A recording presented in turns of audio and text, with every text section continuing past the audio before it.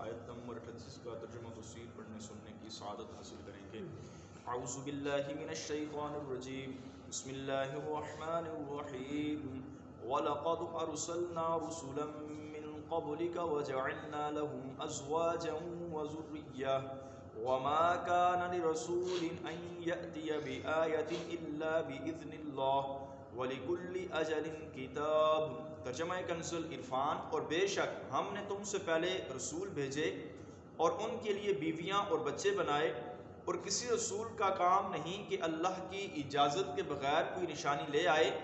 ہر وعدے کے لیے ایک لکھی ہوئی مدت ہے۔ اس آیت کریمہ کے اندر جو نبی پاک صلی اللہ تعالیٰ علیہ وسلم کی ذات پر کفار کی طرف سے اعتراضات کیے گئے تھے، ان کا جواب اللہ تعالیٰ کی بارگاہ سے کفار کو دیا گیا۔ پہلا اعتراض یہ تھا کہ نبی پاک صلی اللہ تعالیٰ علیہ وسلم اگر رسول ہیں تو آپ فرشتہ کیوں نہیں ہیں؟ ان کا دعویٰ یہ تھا کہ اگر آپ علیہ الصلوۃ والسلام رسول ہیں تو آپ فرشتے کیوں نہیں ہیں؟ تو آیت کریمہ کے اندر جواب دیا گیا کہ نبی مکرم صلی اللہ تعالیٰ علیہ وسلم سے پہلے کم و بیش 1,24,000 جو انبیاء تشریف لائے تو ان کے اندر کوئی بھی نبی جو تھا وہ فرشتہ نہیں تھا، سارے کے سارے نبی بشر تھے۔ اسی لیے نبی پاک علیہ الصلوۃ والسلام کو بھی بشریت کا لباس پہنا کر دنیا کے اندر بھیجا گیا۔ دوسرا اعتراض ان کفار کا یہ تھا کہ اگر نبی پاک صلی اللہ تعالیٰ علیہ وسلم اللہ کے رسول ہوتے تو آپ کثیر عورتوں سے نکاح نہ فرماتے، بغیر نکاح کے زہد کی حالت میں آپ اپنی زندگی گزارتے۔ تو آیت کریمہ کے اندر جواب دیا گیا کہ نبی پاک صلی اللہ تعالیٰ علیہ وسلم سے پہلے جتنے بھی نبی تشریف لائے ہیں، ہر ایک نبی نے شادی کی ہے اور ان کی اولادیں بھی ہوئی ہیں۔ جیسا کہ حضرت سلیمان علیہ السلام کی 300 بیویاں تھیں اور 700 باندی یعنی آپ کی لونڈیاں تھیں۔ حضرت داؤد علیہ السلام کی 100 بیویاں تھیں، اور جب بیویوں کی اتنی کثیر تعداد کے باوجود ان نبیوں کی نبوت میں کوئی فرق نہیں پڑا، تو نبی پاک علیہ السلام کی چند ازواج محترمات کی وجہ سے بھی آپ کی نبوت میں کوئی فرق نہیں آ سکتا۔ پھر ان کا اعتراض یہ تھا کہ اگر یہ اللہ تعالیٰ کے رسول ہیں تو پھر ہم ان سے جو معجزہ بھی طلب کریں وہ انہیں دکھانا چاہیے، لہٰذا جب معاملہ اس کے برخلاف نظر آیا تو ہم نے جان لیا کہ یہ اللہ کے رسول نہیں۔ یعنی انہوں نے کہا تھا کہ ہم جو بھی معجزہ آپ علیہ السلام سے چاہیں آپ علیہ السلام ہمیں دکھا دیں۔ جیسا انہوں نے کہا تھا کہ آپ مکے کے پہاڑوں کو ختم کر دیں، مکے کی زمین سے آپ پانی کے چشمے جاری کریں اور ہمارے باپ داداؤں کو آپ زندہ کریں۔ انہوں نے کہا تھا اگر یہ اللہ کے رسول ہوتے تو یہ سارے کے سارے کام ہمیں کر کے دکھا دیتے۔ اس آیت کریمہ کے اندر جواب دیا گیا کہ دلیل دینے اور عذر زائل کرنے کے لیے ایک معجزے کا ہونا بھی کافی ہے، حالانکہ ہمارے نبی علیہ السلام کو تو اللہ تعالیٰ نے کثیر معجزے عطا فرمائے، اور نبی پاک تو سراپا معجزہ بن کر دنیا میں تشریف لائے۔ ایک یا ایک سے زائد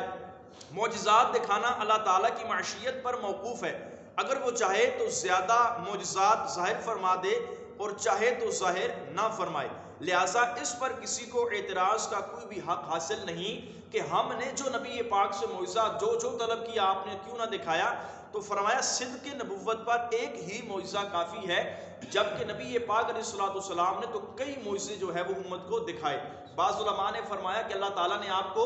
1000 معجزے دیے، کسی نے کہا کہ آپ کو 300 معجزے دیے گئے، اور اکثر علماء نے فرمایا کہ آپ علیہ السلام کو 3000 معجزے عطا کیے گئے۔ چوتھا اعتراض ان لوگوں کا یہ تھا